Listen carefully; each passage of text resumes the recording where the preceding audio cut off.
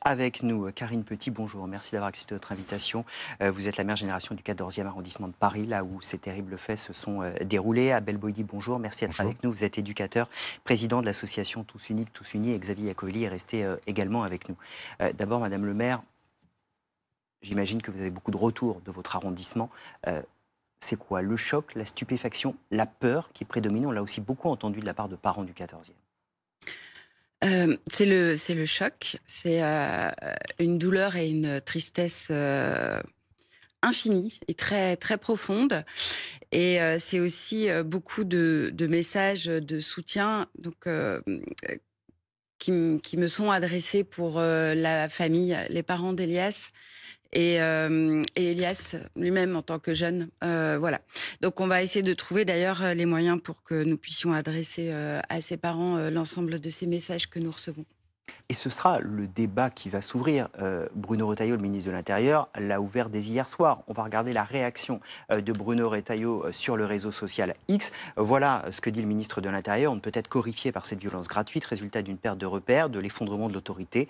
Cela exigera la mobilisation de tous pour tourner le dos à une culture de l'excuse qui a plongé une partie de notre jeunesse dans un profond sentiment d'impunité. Abel Boilly, ces jeunes, vous les voyez tout le temps. Vous êtes intervenu, je crois, dans le 14e il y a quelques jours. Une culture de l'excuse et de l'impunité, c'est ça aujourd'hui contre lequel il faut lutter? Je dirais qu'il faut repartir sur la base de la prévention et la question des financements, comme vous venez de le dire, Madame la maire. Aujourd'hui, il y a une situation plus globale. On le voit que, à travers tous les atermoiements politiques que nous vivons et dans lequel le pays est plongé depuis plusieurs mois, il faut réaliser que sur le terrain, c'est une catastrophe en fait pour nous les acteurs et pour les dispositifs d'insertion ou de réinsertion.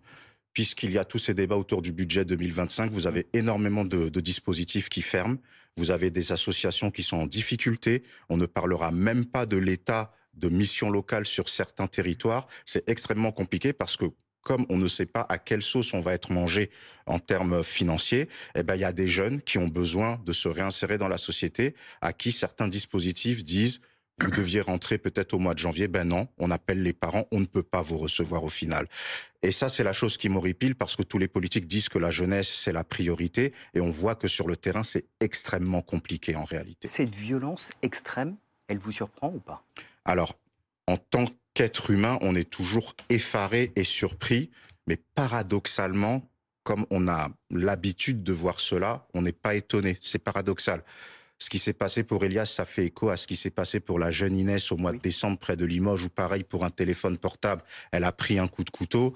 Au mois d'octobre, dans une rixe en Essonne, il y a un jeune qui est mort via un coup de couteau aussi. Donc on se dit, qu'est-ce que l'on a loupé en fait? Et même en tant qu'acteur de terrain, on le vit comme un échec. C'est pour ça que Madame la maire, tout mon soutien aussi parce que c'est pas facile à gérer. On le vit comme un échec. Qu'est-ce que l'on a loupé dans la société? Et on a parlé à plusieurs reprises sur votre plateau. On voit comment ces jeunes sont désinhibés dans leur rapport à la violence. On voit les réseaux sociaux où il n'y a plus de limites, où on voit qu'il y a une partie de la jeunesse qui sont dans le même pas peur, qui sont dans la défiance de la société. Et je le répète à chaque fois que l'on m'en donne l'opportunité, certains influenceurs, certains clips de rap, pas tous bien entendu, mais qui font la promotion de la criminalité, du viol, de la défense de l'autorité, et certains artistes qui disent que c'est du second degré, mais quand vous discutez avec des jeunes qui sont désinhibés, qui sont perturbés aussi psychologiquement, parce que des fois vous avez des cellules familiales où c'est très compliqué avec de la violence ou autre, bah ces jeunes ne prennent pas ça pour du second degré en réalité. Et beaucoup de ces jeunes disent l'expression c'est la reste, comme ils disent c'est la galère. Eh ben, on dit souvent que l'argent, c'est le nerf de la guerre. Ben, dans cette délinquance, dans cette criminalité, l'argent facile est le nerf de la guerre. Et c'est tout le défi de notre travail au quotidien. Il n'y a pas de réponse facile. Je pense que c'est ça aussi, Mais on, c'est l'accumulation de tous on ces... peut donner des ces- exemples tout simples. Vous avez des jeunes qui, sur Telegram, regardent des vidéos de décapitation Bien tous sûr, les jours. bien sûr. Moi, je fais des ateliers qui s'appellent les dangers de la génération TikTok. Vous avez des jeunes qui regardent des vidéos de viol, des vidéos de Red Room. Il y a même des soirées Red Room, c'est-à-dire sur un écran, des vidéos de torture qui viennent d'Amérique du Sud ou d'Europe de l'Est. Des vidéos de meurtre, de cartels mexicains, c'est-à-dire on filme des exécutions. Donc, au bout d'un moment, quand vous êtes habitué à voir ça tous les jours, et ça touche tous les milieux sociaux, parce qu'on va pas faire croire que ce sont que les jeunes des Non, quartiers bien sûr. populaires qui regardent ça. Ben, au bout d'un moment, certains qui sont plus faibles, il faut toujours rappeler, ils sont minoritaires à basculer, bien entendu. Hein. Ben, il n'y a qu'un pas, en fait, puisque sur Internet, la réalité dépasse la fiction. Madame le maire, dans le 14e arrondissement, vous allez faire quoi? Est-ce que vous allez essayer de réunir les familles? Est-ce que vous allez essayer de Mettre en place des réunions. Qu'est-ce que vous allez faire ces prochains jours?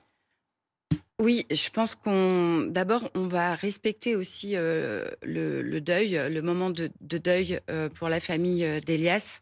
Et ensuite, je pense qu'en effet, nous allons nous adresser à la population, aux familles, aux clubs aussi de sport. Vous savez, la particularité à Paris, c'est qu'on a des très beaux équipements sportifs qui sont le long du périphérique. Et c'est toute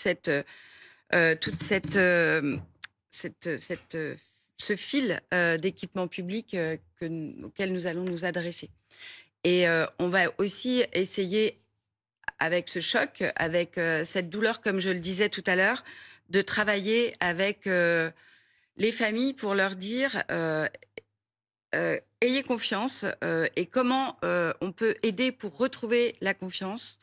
Pour justement, quand on est papa, maman, quand on est jeune, eh bien, on laisse encore ses enfants aller à l'école, au collège, au terrain de tennis, au terrain de foot, Sans au avoir terrain de peur. basket.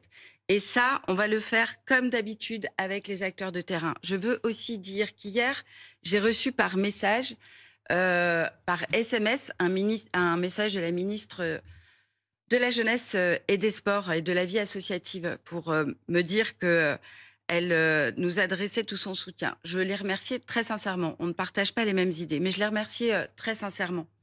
Et je lui ai dit que j'aimerais vraiment la rencontrer en tête à tête, et puis aussi peut-être de venir à son ministère avec justement les gardiens des équipements sportifs et de l'équipement sportif concerné, les éducateurs et les entraîneurs de foot, les directeurs et directrices des établissements scolaires.